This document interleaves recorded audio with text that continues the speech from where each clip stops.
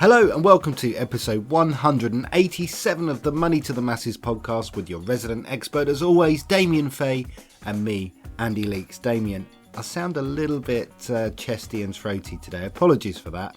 In what has been the hottest period in 30 to 40 years, I've come down with a bit of a cold. Sorry about that. I actually thought it sounded quite good. I wasn't looking at you when I was listening. I thought it sounded different. So it sounds different because I'm ill. Yeah, sorry to hear that you're ill, but yeah, it sounds quite good. But so you're ill, Andy. That's been the highlight of your week, is it? Yeah, that's kind of what I've been up to. Just trying to keep well, reading, getting to bed early, and having lots of lemsips and stuff. So that's my week. How's your week been? What have you been up to? I've been quite hectic. I have to apologise because there was no podcast last week. Now, every now and then something happens and you just can't squeeze the podcast in, and that's what happened last week. There were lots of things that were going on in the background, and it wasn't just because I went to watch cricket one day. I did go and watch cricket in the evening, and I'm not really into cricket, but I enjoyed that. But I went and did something which I'll quickly talk about because it's money related and is very relevant.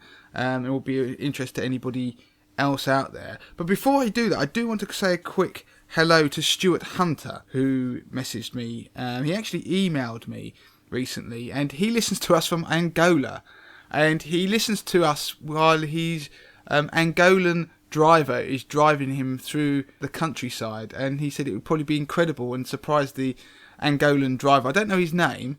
I think he's trying to always understand what we're talking about, and apparently we keep Stuart company, so it'd be nice, I thought, for us to say hello. And just look, we're just global, Andy. Angola, who would have thought that a money podcast would be in Angola? But while we're doing that, I want to have another quick shout out in a way of a review that we had. Now, Mark 333032, that's an interesting name, left us a podcast review and just said, I've only just found this and I'm loving it.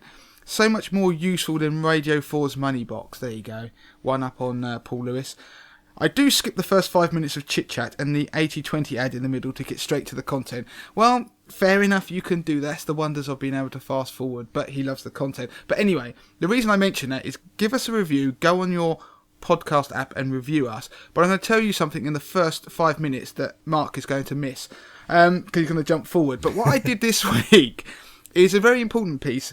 I started to look at my will, and in particular related to my business, Money to the Masses. Now, we've touched upon it twice in the past, or a few times. I do bang on a little bit about one of the most important things you can do is to look at your will. And interestingly, there'll be a lot of people out there who are self-employed, who have businesses or business interest of some kind.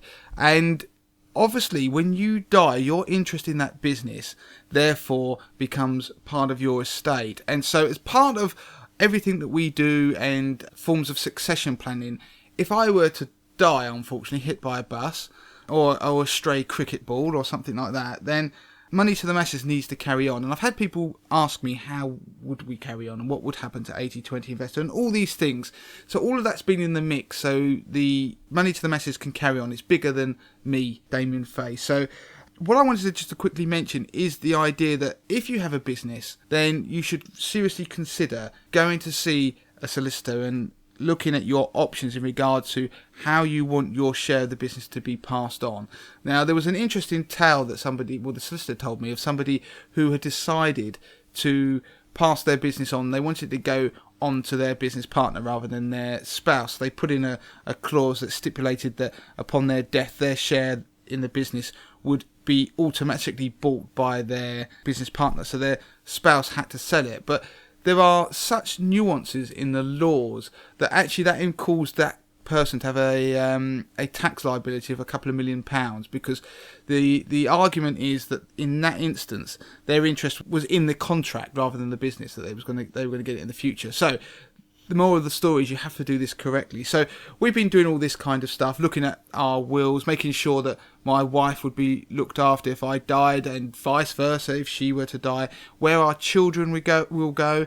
So we reviewed all of that, and it's interesting to do it because you don't realise that things do change, and you need to think about your executors, and you have to have one or two slightly awkward conversations, but it feels a lot better knowing that it's all under control. Now, leading on from that is the idea of business protection. So you need to have insurances that can pay out your share of a business, or key man, so if a key person in the business died. All these things we've covered recently on moneytothemasses.com. So go and Google them. Well, don't Google them. Go to our site and search them. If you do Google them, you'll probably find our articles anyway. So it's just something out there for people. Do have a look and do think about whether you need to review your wills. It is expensive if you do it through a solicitor. If you have very, very, very simple wills where you're leaving your stuff to your spouse and vice versa, then there are online solutions out there. But one interesting point I just wanted to finish on before we move on to the main parts of this podcast. I'm not sure people appreciate, and I hadn't quite fully on this point, you should always, when there's life events, review your will. But as a fact, for people just to bear in mind, if you have a will and you are not married, as soon as you become married, then that will is revoked. So it no longer is valid. Now, normally a will just stay in place until you make a new one and tear the old one up, or it gets used because you die. But interestingly, if you get divorced, then it doesn't revoke the will. But what it tends to do, it actually removes that person from the will itself. It's almost if you got a rubber and rubbed it out. So that was something that I hadn't quite appreciated, the level it goes to. But what you need to do clearly is in any of those instances to review your wills. So there we go, Andy. That was the my week last week. So you can see why I took quite a long time and actually didn't get round to doing the podcast. But hopefully everybody else out there is now better off for it. Okay, so busy week. So a little bit extra there for listeners. We haven't even got into the main money stuff. So good stuff, Damien. So what have we got in terms of the features for this week's pod? Right, I want to talk a bit about investing. Those people who regularly invest. So they may be paying a regular amount into their pension or their ISA. So they're dripping into the market. We've talked in the past about the benefits of doing that. So I was asked the question by an 80/20 investor member, is there a particular day of the month which is best to invest your money? So is there a best day to have your direct debit come out of your account and invest? And I analysed it and I crunched a hell of a lot of numbers and found out the answer. So that's we're going to be talking around that. There is another piece on house hunting. Well, in fact, it's more on estate agents and the slightly dodgy things that they do, and some research has revealed the some of the dodgy things that they get up to and the little white lies they tell people to get them to do extra business. And talking of dodgy things, I'm going to do a piece about a scam where you like scams, Andy. I know you do. Can I just caveat that with the fact that I like talking about them because I find them interesting, not I like scams themselves. I think scammers are horrible people. Can we just get that out there? We can. But you'll like this one even more because it's one where we're going to talk about when you receive an email from somebody trying to extort money out of you because they claim they've got details of your adult content history. So the porn you've been looking at in the world. So they sit there and claim that they have found something and they tell you that they've got your email and your password. So give you a little bit of detail. So you have to, or they try and get you to pay the money in Bitcoin. So I'm going to talk about that. Good stuff. So what should we start with this week? Well, let's go in the order I said it. So investing. Now, we talk about investing, and recently we did a piece on what to do if the market was going to fall, didn't we? And we chatted around the idea about putting your money into the market or pulling it out in stages. So the idea being that if you drip into the market, you pay a regular amount over time, you benefit from that wonderful thing called pound cost averaging. So if the market collapsed tomorrow, then let's say £50 a month, well, your £50 would buy more shares at a lower price. And then if the market kept falling, you'd buy even more shares at that lower price the next month. And it would keep going on until the market recovered. And what it would mean is when the market eventually recovered, because this is going to be a long-term strategy, you may be saving for retirement, then you'd have benefited from the market falling because you didn't put all your money in at once.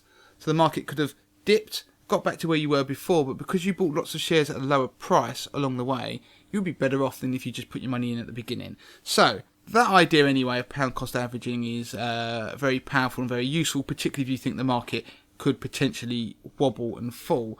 Now, I was asked by an 80/20 investor member, which is the best day in the month to have your money going in?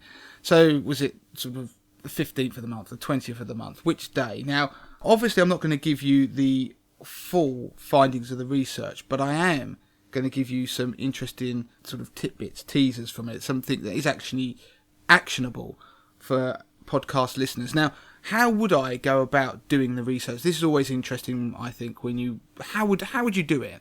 So how I did this, how I tried to work out whether there was a particularly good day of the month to invest the money, was to go back to 1986. So 1986, that's 30 odd years ago, and I recreated what would have happened if somebody had put in £100 on the first of every month between the 1st of January 86 all the way through to May this year. So that's May 2018. And so when you work that out, that's a hell of a lot of premiums. I think it was about, off the top of my head, I think it was about £83,000. I think that was the number. Anyway, it adds up. So what I did is I worked out what the total return was, and it ends up being some big numbers towards like £170,000. So it's a really amazing compounding effect. By just dripping money in, you've pretty much more than double your money. Now, I did that for if you invested on the 2nd of the month, the 3rd of the month, the 4th of the month, all the way through to the 30th of the month. Now, there was a day that was statistically significant. So significantly, you could test it, was significantly better and gave you more chance of a better return than any other day of the month. Now, I can't tell you what that one is because that's obviously for 80/20 investor members, but there was a pattern that formed, which I'm going to briefly talk about. Now, generally speaking, if you have your money going into your investment accounts, you're investing in shares, buying shares. I mean, I did it with the FTSE 100, but it's the same if you use funds or whatever you want to do. Generally speaking, you are better off having your money investing in the first half of the month rather than the second half of the month. So there was a trend. The second half of the month didn't perform as well as the first half of the month. Now, the other thing I just want to tell people is the worst day. So the one they can avoid. And I don't know if you could even hazard a guess, Andy. I mean, you might get it wildly wrong. You've got about 30 odd days to choose from. Yeah, a lot of people get paid on either the 25th or the 1st of the month if they're being paid monthly. Maybe that's potentially a good day. I'm going to say the worst day is maybe the 20th. No, it wasn't. It was the 30th, but it was interesting though. What you said there, you said the 25th. Now, the only reason I picked that out, because in that general trend that I spoke about, that towards the end of the month, that the returns weren't as good as in the first half. Now, of course, that is a general trend, so there were variations. The 25th was this sort of almost beacon amongst the underperformers that actually performed marginally better than the other sort of days around it. So, interesting that you say that, because the reasons as to why a particular day could be better than others, you can only speculate upon. And it could be something like you said, that people getting paid or whatever, and they're investing on a particular day. So, you didn't get the right answer, Andy. No. But you were in the right half of the month, because I obviously did give you that clue. And the worst day was, in fact, the 30th. So there we go. If you want to know more, then do go and look at 80/20 Investor. You can take out a free trial. You can get your money back if you don't want it. But you can see what the best day in the month. And there was one that was statistically better, significantly, which was quite surprising. I almost expected it to be no difference through it, because this was over such a long period of time. Before we move on, Andy, I just wanted to quickly mention 80/20 Investor. Now, 80/20 Investor is my DIY investment service. Do go and check it out. I empower and teach people how to invest their own money. The service provides data-driven fund tables. The data is driven by my own unique 80/20 Investor algorithm, which I created.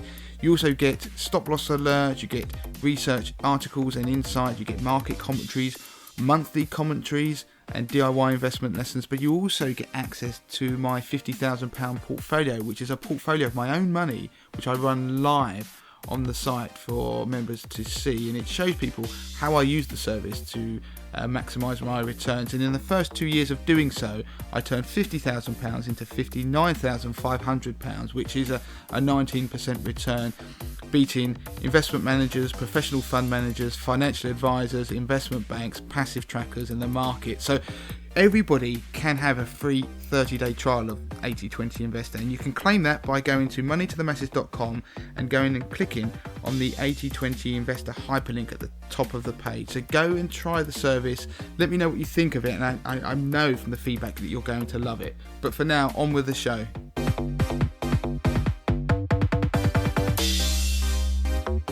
Okay, so the next piece is on property and those rascals, the estate agents. We've got a piece on this. Yeah, those naughty rascals. There was some research that's been carried out and published in one of the newspapers, and I haven't got it in front of me to quote it directly, but basically there was some mystery shopping going on, and they were pretending to be first-time buyers, and they went around and went into a number of high street estate agencies and pretended to be first-time buyers and wanted to buy a house. And what happened is that 3 out of 10 of the estate agents claimed that they needed to use their own in-house mortgage broker. And they said that, more importantly, they said to the mystery shoppers that they would actually make a difference, that they would in somehow be better off in this pursuit of their dream house if they used their own in-house mortgage broker. Now that's complete nonsense, and you don't have to use an in-house mortgage broker. So you don't have to, when I say in-house, you don't have to use the estate agent's broker, and you have to realise that an estate agent will typically get paid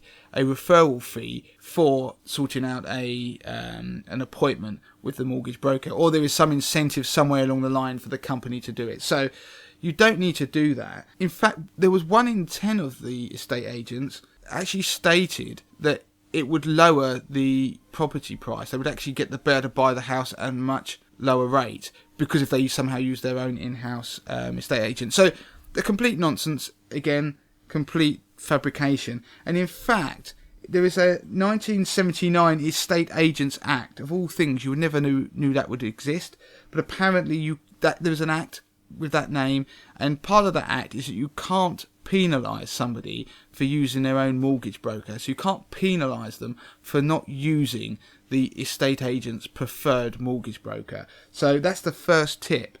Don't use it. Because one of the reasons you might not want to is that they're not necessarily independent. They may not have the whole of the market. So I would always suggest you go to an independent mortgage broker. But of course, there's no harm in maybe listening to what the person has to say. But of course, as a seller, there are always these little tricks and things that estate agents will pull. So I'm just going to mention a couple of them here in this piece for people to watch out for. Now, there is a tendency for estate agents to overstate the value of your property if you're selling. So I'm on the selling side now, not necessarily the buying. I'm talking about for sellers. And they do that because, let's imagine you're sitting in your house and you have a number of estate agents come round to value your house, and one of them says, oh yeah, it's definitely worth X amount, and that's a lot more than the other estate agents had said. Then what, you're gonna go with them, aren't you? It's only human nature, because you want to get the most for your house. Everyone believes their house is worth more than it really is, but of course they do that to get you on the books. And once you're on their books, they then can, when your house isn't selling, apply a bit of pressure to downgrade or to reduce your price to a realistic level, because they go, oh, the market's moved. And it's a tactic just to get you on, sucker you in, and then get you to reduce the price to the price that a house is actually worth, which in reality you probably could have been better off going with one of the other agents who gave you a more realistic price. So if you do have an estate agent give you a price and value your house, then you could always ask for evidence of other sales that they've done in the area that they've completed, where they've achieved the sale price that they've stated or something like it. If they don't, there are now tools out there. There's a site called getagent.co.uk, which is basically a comparison site of estate agents. You put your details in, and what it will do, it will show you the cheapest. It will compare the estate agents based upon fees that they charge, but it also tells you how long on average they take to sell a house in your area, and also how much of the asking price that they get typically. So it gives you a nice comparison. And of course, the way it works is that if you want to find out who the agent is, you have to go through them, and they get a referral fee. That's the way comparison sites generally work anyway. So you can always use a site like that. The other thing is that if you're a seller, sometimes, especially maybe in a difficult market, they may get estate agents might get more excited about newer properties. If yours has been on the market for a while, they may get more excited about a new instruction they've got. So you might have to be a little bit more pushy with them and start asking them about the price of your house, whether it needs to be reduced, or do you need new photos taken in order to improve the marketing of it. So you should always be pushing back on them and making sure they're actually working for any fees that they might potentially charge.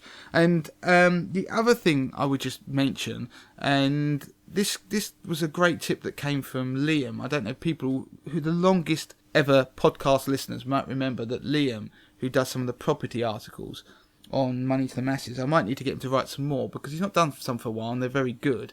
He came on the podcast in the very early days and did a few pieces, and one of the tips he spoke to me about afterwards was that most viewings happen on the weekend, and so typically most offers happen on a Monday. So if someone's going to buy your house, they're going to probably put the offer in on Monday. They've all sat there, they've gone and done loads of viewings, walked around a load of houses, and now they've decided the one they want and they're going to put a viewing in.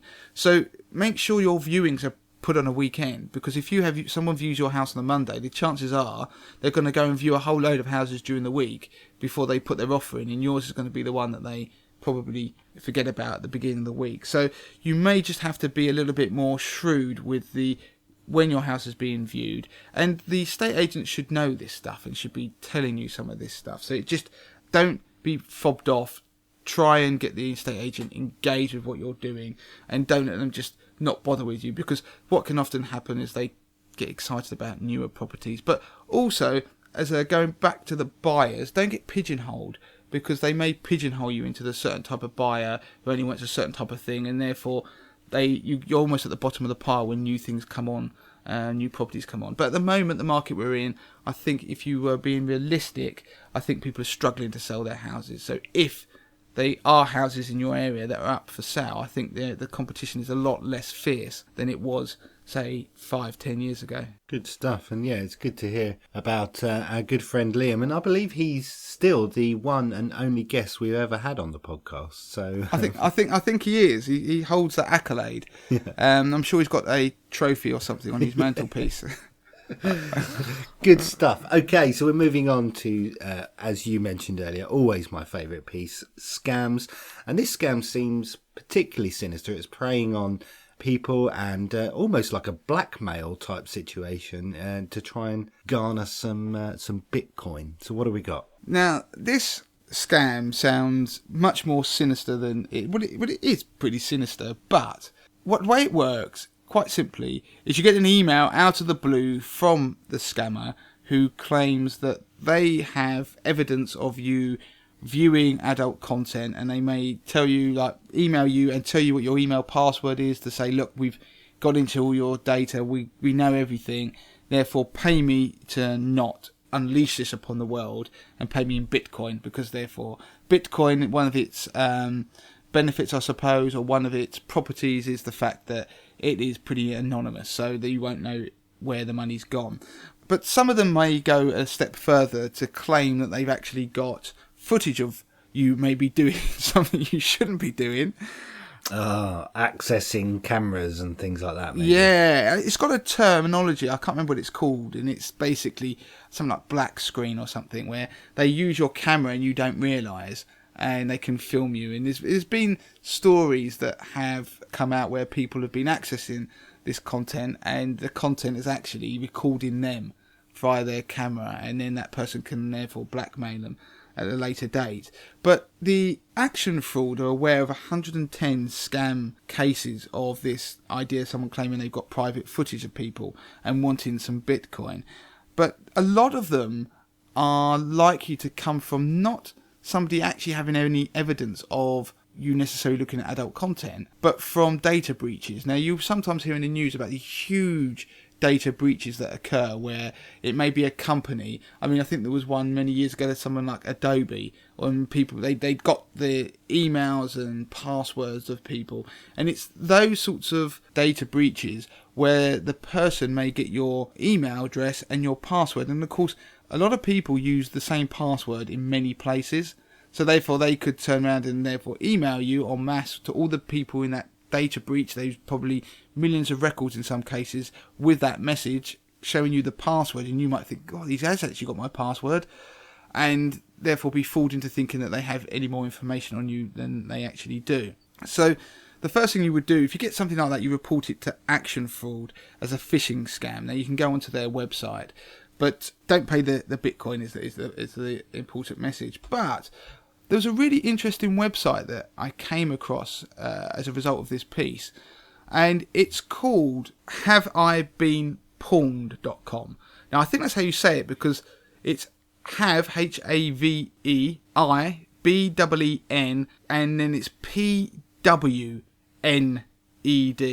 And what that website does, quite brilliantly, it was created by some techie guy who I think was upset that his data did end up in one of these breaches that appear online.